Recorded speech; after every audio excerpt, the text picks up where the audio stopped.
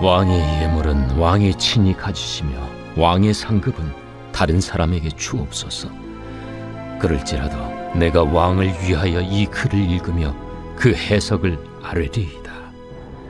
왕이여, 지극히 높으신 하나님이 왕에 붙인 느부갓네살에게 나라와 큰 권세와 영광과 위엄을 주셨고 그에게 큰 권세를 주셨으므로 백성들과 나라들과 언어가 다른 모든 사람들이 그의 앞에서 떨며 두려워하였으며 그는 임의로 죽이며 임의로 살리며 임의로 높이며 임의로 낮추었더니 그가 마음이 높아지며 뜻이 완악하여 교만을 행함으로 그의 왕위가 패한 바 되며 그의 영광을 빼앗기고 사람 중에서 쫓겨나서 그의 마음이 들짐승의 마음과 같았고 또 들나귀와 함께 살며 또 소처럼 풀을 먹으며 그의 몸이 하늘 이슬에 젖었으며 지극히 높으신 하나님이 사람 나라를 다스리시며 자기의 뜻대로 누구든지 그 자리에 세우시는 줄을 알기에 이르렀나이다. 벨사살이여, 왕은 그의 아들이 되어서 이것을 다 알고도 아직도 마음을 낮추지 아니하고 도리어 자신을 하늘의 주제보다 높이며 그의 성전 그릇을 왕 앞으로 가져다가 왕과 귀족들과 왕후들과 후궁들이 다 그것으로 술을 마시고 왕이 또 보지도 듣지도 알지도 못하는 금, 은, 구리, 쇠와 나무, 돌로 만든 신상들을 찬양하고 도리어 왕의 호흡을 주장하시고 왕의 모든 길을 작정하시는 하나님께는 영광을 돌리지 아니한지라. 이러므로 그의 앞에서 이 손가락이 나와서 이 글을 기록하였나이다. 기록된 글자는 이것이니 곧 메네 메네 데겔 우바르시니라. 그 글을 해석하건대 메네는 하나님이 이미 왕의 나라의 시대를 세워서 그것을 끝나게 하셨다 하며 데겔은 왕을 저울에 달아보니 부족함이 보였다 하며 베레스는 왕의 나라가 나뉘어서 메대와 바사 사람에게 준바되었다 함이니이다. 이에 벨사살이 명하여 그들이 다니엘에게 자주색 옷을 입히게 하며 금사슬을 그의 목에 걸어주고 그를 위하여 조서를 내려 나라의 셋째 통치자로 삼으니라.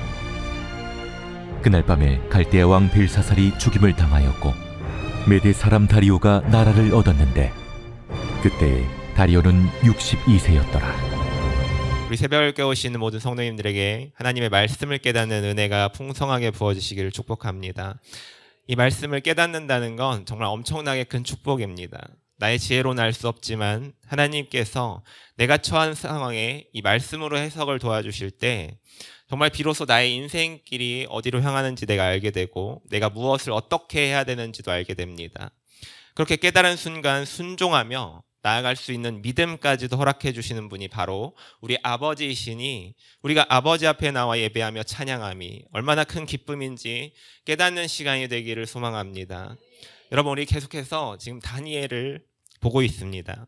이 다니엘 1장부터 4절까지는 이 바벨론을 건국한 느부갓네살과 그리고 다니엘의 이야기 그리고 친구들의 이야기가 펼쳐졌습니다. 그런데 5장부터는 왕이 바뀌어 이 벨사살 왕이 등장합니다. 벨사살은 이 5장 한 장만 등장하는데 시작부터 이 귀족 1000명을 모아서 연회를 베푸는 모습으로 시작합니다. 그런데 연회를 베푸는 것에서 모자라서 이 예루살렘 성전에서 이 약탈한 기물들을 가져와서 그 기물들로 이렇게 술을 따라 마시는 그런 퍼포먼스를 보여줍니다. 그리고 술을 마시고 이 자기들이 모시는 신들을 찬양하기까지 합니다. 이런 행동을 하는 이유가 있는데 이 시대의 전쟁은 신들의 전쟁이기에 전쟁에서 이긴 나라가 섬기는 신이 더 강하다라는 인식을 갖고 있었고 그렇게 예루살렘을 점령하고 나온 그 제사에 나온 기물들을 사용해서 술을 마신다는 건 우리 신이 너희가 믿고 있는 신들보다 더 뛰어나다. 이런 걸 보여주는 의미에서 그리고 이스라엘 백성들이 믿고 있는 신을 조롱하는 의미가 담겨져 있는 겁니다. 그런데 그 순간 갑자기 손가락이 나와서 벽에 글씨를 쓰기 시작합니다. 그런데 그 글자를 본 벨사살이 너무도 두려워하는 모습을 보여줍니다. 성경에 보면 무릎이 서로 부딪힐 정도로 두려워하는데 이는 인간이 하나님을 만났을 때 나타나는 모습입니다. 그 어느 누구도, 그 어떤 권세를 가진 사람도, 어떤 능력과 힘을 가진 사람도 하나님 앞에서는 아무것도 아닌, 그저 두려워 떨 수밖에 없는 한 인간이 되어버리는 것입니다. 그리고 나서 이 글자를 해석하기 위해 많은 사람을 불러 모읍니다. 그렇지만 그 누구도 읽지도 못하고 해석도 하지 못합니다. 그때 이 벨사살의 어머니가 다니엘을 기억합니다. 느부갓네살 왕 시절에 느부갓네살의 꿈을 해석해주고 총리로서 많은 일을 했었던 다니엘이 있으니 걱정하지 말라고 하면서 다니엘을 호출합니다. 지금 다니엘 이 4장과 5장 사이에는 굉장히 많은 시간적 간격이 있습니다. 지금 다니엘의 나이는 이 75살 정도입니다. 예전에 봤던 그 소년으로서, 그 청년으로서의 다니엘이 아니라 이제 느부갓네살 왕이 죽고 이 많은 시간이 지난 후에 그 다니엘이 이 사람들에게 많이 잊혀진 존재로 되어버렸습니다. 그렇지만 다니엘은 왕의 부름에 곧바로 달려와서 이 꿈을 해석해주는 내용이 바로 오늘의 본문입니다. 17절부터 24절까지 벨사살이 지은 죄, 그 죄를 이야기하고 25절부터 31절까지 다니엘이 글자의 해석, 그리고 벨사살이 당한 결말까지도 기록되어 있습니다. 이 기록된 글자는 이렇습니다. 메네, 메네, 데겔, 우바르신. 이 말을 한 문장으로 해보면 세어보았더니 끝이 났다. 즉 하나님께서 벨사살을 이 수평저울에 달아보니 하나님의 기준에 부합하지 못해서 끝이 날 것이다 라는 말입니다. 여기서 드러나는 하나님의 공의는 무엇입니까? 바로 모든 사람들을 이 수평저울 위에 올려놓음을 의미합니다. 어느 한 사람도 이 수평저울 위에 올라가는 것을 거부하거나 피할 수가 없습니다. 히브리서 9장 27절에 한 번 죽는 것은 사람에게 정해진 것이요 그 후에는 심판이 있으리니, 이 하나님의 공의는 모든 사람이 다 이 수평저울 위에 올라가서 우리가 지은 죄악의 크기를 달아보신다라는 사실입니다. 하나님의 공의의 심판은 어떤 수나 방법을 써도 피할 수가 없습니다. 우리가 살아가고 있는 지금 이 대한민국은 이 전관예우라고 하는 악습이 있습니다. 전관, 즉 검사나 판사를 오랜 기간 하고 나온 사람들을 대형 로펌에서 돈을 주고 스카웃을 합니다. 그런 뒤에 변호사로 나설 때 판사나 검사들이 다 후배들이거나 그리고 한 달이 건너서 아는 사람들, 그렇기 때문에 전관 변호사가 맡은 판결은 이 솜방망이 처벌이 내려지거나 아니면 얼토당토 않는 이유로 무죄에 가까운 판결이 내려지는 경우가 많습니다. 그리고 이에 대한 대가로 이 전관 변호사는 굉장히 많은 돈을 받게 됩니다. 공의로운 재판이 아니라 한쪽으로 기울어지는 재판. 돈이 많은 사람은 큰 죄를 지어도 전관 변호사를 선임해서 재판을 유리하게 끌고 나가는 일이 비일비재하게 일어나는 것이 오늘날의 현실입니다. 하지만 하나님의 공의에는 그렇게 할 수가 없습니다. 누구도 한 명도 빠짐없이 하나님께서 만드신 이 수평저울 위에 올라가서 하나님의 심판을 받아야 합니다. 전도서에서는 이런 말씀이 있습니다. 12장 13절에 일의 결국을 다 들었으니 하나님을 경외하고 그의 명령들을 지킬지어다. 이것이 모든 사람의 본분이니라. 하나님은 모든 행위와 모든 은밀한 일을 선악간에 심판하시리라. 그런데 이처럼 공의로운 하나님께서 우리를 너무나도 사랑하셔서 이 심판을 피할 수 있는 유일한 방법을 주셨습니다. 바로 예수 그리스도와 함께 이 수평저울 위에 올라가는 겁니다. 내 안에 계신 예수님과 함께 이 수평저울 위에 올라갈 때 하나님께서는 이 저울의 눈금을 보지 않으시고 가장 먼저 이 예수님과 함께하는 그 믿음을 보신다라는 사실입니다. 그렇기 때문에 우리는 예수님과 함께 올라가기만 한다면 그 어느 누구도 이 하나님의 심판을 받지 않게 되는 역사가 있습니다. 이것이 바로 우리에게 주어진 복음입니다. 어느 누구도 죄에 대한 하나님의 공의의 심판을 피할 수 없지만 그럼에도 우리를 너무나도 사랑하신 하나님께서 길을 열어주셨는데 가장 사랑하는 자기 아들 십자가에 매달리게 하시고 우리 마음속에 함께할 수 있게 하는 그 은혜로 하나님의 심판을 피하고 구원을 받을 수 있게 해주셨다라는 사실입니다. 그런데 중요한 사실이 있습니다. 이때 내 마음이 하나님보다 높아지는 교만이 내 안으로 들어오게 되면 이 복음이 나의 귀에 들리지 않게 됩니다. 벨사살 왕은 바로 이 교만 때문에 멸망하게 되었습니다. 본문 22절을 보시면 벨사살이여 왕은 그의 아들이 되어서 이것을 다 알고도 아직도 마음을 낮추지 아니하고 도리어 자신을 하늘의 주제보다 높이며, 여기서 이것을이라고 하는 부분은 벨사살 왕의 할아버지인 느부갓네살 또한 마음이 높아지고 뜻이 완악하여 교만을 행했던 것을 말합니다. 느부갓네살은 이 때문에 왕의 자리에서 쫓겨나서 들나귀와 살고 소처럼 풀을 먹고 노숙을 하게 되는 일이 발생했습니다. 이 일을 다 벨사살 왕은 알고서도 여전히 자기의 마음을 낮추지 않고 자기 마음을 하늘의 주제보다 높이는, 즉 하나님보다 자기를 높임으로 인해 결국 하나님의 심판을 받게 되는 일이 발생했습니다. 여러분, 우리의 죄의 시작이 무엇입니까? 바로 교만입니다. 교만은 정말 무서운 죄입니다. 하나님께서는 교만하는 자에 대한 심판을 즉각적으로 이루시는 분입니다. 아담과 하와가 선악과를 먹은 이유가 무엇입니까? 바로 하나님과 같이 되려고 하는 나의 마음을 높이는 교만함이 그 마음 안에 자리 잡았기 때문이었습니다. 이 때문에 우리 인류에게 얼마나 큰 저주가 내려왔습니다. 태초부터 지금까지 우리는 계속해서 이 저주로 인해 고통받고 있습니다. 그리고 그 뒤에 노아 사건 역시 자기 마음을 높이는 교만함이 원인입니다. 창세기 6장 4절을 보시면 당시에 땅에는 네피림이 있었고 그 후에도 하나님의 아들들이 사람의 딸들에게로 들어와 자식을 낳았으니 그들은 용사라 고대에 명성 있는 사람들이었더라. 이들은 용사였고 명성 있는 사람들이었습니다. 즉 마음속에 하나님이 없어도 자기 능력으로, 자기가 가진 능력으로 잘 산다고 하는 사람입니다.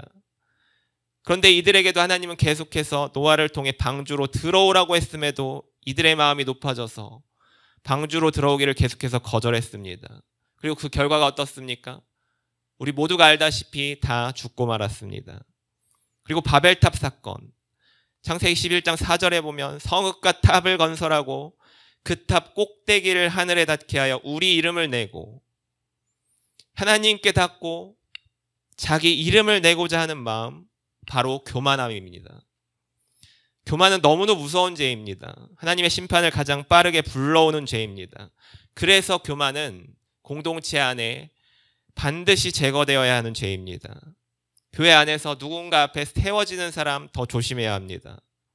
사람들 앞에 나서서 내가 잘했다고, 내가 누구보다 잘한다고 이렇게 말하는 순간, 사람들 위에 나를 높이는 순간 하나님의 영광이 가려지게 됩니다. 사람들에게서 나를 인정받기 위해서 내가 남보다 자꾸 잘하는 부분을 이야기하거나 아니면 무언가 내세울 것을 계속해서 말하는 것, 바로 교만입니다. 교만의 본질은 자기 자신을 높게 평가하고 내 마음속을 정직하게 보지 못하게 합니다. 그리고 교만한 사람의 특징은 계속해서 사람들 앞에서 인정받으려고 노력합니다. 사람들 앞에 내가 조금이라도 더 나은 부분들을 내가 찾고 계속 그 부분을 이야기합니다. 이 교만의 죄에서 벗어나기 위해서 우리는 하나님 앞에 서 있는 이 신앙을 가져야 합니다. 모든 것이 하나님 앞에서, 여러분, 모든 것이 하나님 앞에서 이루어지는 것입니다. 내가 하나님 앞에 서 있는 것입니다. 내가 사람들 앞에 이것을 하기 위해서가 아닙니다. 내가 사람들 앞에서 상급을 받기 위해서가 아닙니다. 정말 하나님 앞에서 그 처천국에서 그 상급이 쌓이는 것을 우리가 믿고 이렇게 하나님 앞에 하는 것입니다. 사람들 앞에서 하는 그 순간 나의 모든 것은 무너지고 내 마음은 높아집니다. 여러분, 하나님이 정말 전능하신 하나님이시고 나의 모든 것을 주관하시고 나는 보잘것없는, 나는 이 세상에 아무것도 아니라는 것을 깨닫게 되면 정말 이 모든 사람들의 인정은 아무런 의미가 없다라고 내가 생각하게 됩니다. 전능하신 하나님께서 나를 기억해 주시고, 전능하신 하나님께서 나의 모든 것을 인정해 주시고, 전능하신 하나님께서 나를 너무나도 사랑하셔서 우리 주님을 보내셨다라는 이 사실을 깨닫기만 하면 나의 마음이 높아질 이유 절대 찾을 수가 없습니다. 여러분, 고린도전서 1장 27절에서 29절, 그러나 하나님께서 세상의 미련한 것들을 택하사 지혜 있는 자들을 부끄럽게 하려 하시고 세상의 약한 것들을 택하사 강한 것들을 부끄럽게 하려 하시며 하나님께서 세상의 천한 것들과 멸시받는 것들과 없는 것들을 택하사 있는 것들을 폐하려 하시나니 이는 아무 육체도 하나님 앞에서 자랑하지 못하게 하려 하심이라.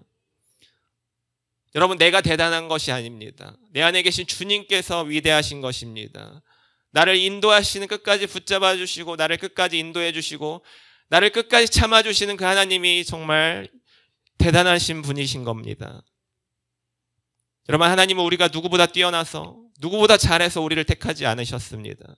누구보다 보잘것없지만 우리를 들어서 그 교만한 자들을, 마음이 높아진 자들을 겸손하게 하게 하시려고 우리를 택하신 겁니다. 이와 같이 하나님의 은혜를 받은 자가 바로 우리입니다. 나로서는 너무나 보잘것없지만 내 안에 우리 주님께서 함께 하시니, 예수 그리스도께서 함께 하시니 그 어떤 보배보다 귀하다 말씀해 주시는 이 하나님의 은혜입니다. 교만은 바로 이와 같은 하나님의 은혜를 무시하는 죄이며 인정하지 않는 죄입니다. 이런 자에게 하나님의 심판은 즉각적으로 일어납니다. 벨사살 왕은 다니엘에게 이 글자의 해석을 받은 그날 밤 죽임을 당합니다. 그러면서 바벨론은 메대 바사 연합에게 모든 것이 무너져 사라지게 됩니다. 사랑하는 성도님들, 교만하지 마십시오. 나를 높이지 마십시오. 잘한다고 말하지 마십시오. 인정받으려 애쓰지 마십시오. 사람들은 아무도 몰라줘도 여러분, 하나님은 아십니다. 하나님이 여러분들을 머리털까지 세신 바 되셨습니다. 그것이면 우리의 마음이 만족합니다. 우리 교만을 멀리하며 하나님의 은혜를 더욱더 깊게 깨닫고 그렇게 살아가는 우리 모든 성도님들 되시기를 축복합니다. 기도하겠습니다. 사랑의 하나님, 감사합니다. 벨사살 왕과 같이 나의 높아진 마음을 낮추시며 나로 하나님의 은혜 안에 있음을 깨닫게 해주시니 감사합니다. 내 안에 계신 주님으로 만족하게 하시며 나를 낮추는 겸손으로 이 세상에 지혜 있는 자들을 부끄럽게 하시는 하나님의 능력을 경험하게 하옵소서. 예수님의 이름으로 기도합니다. 아멘.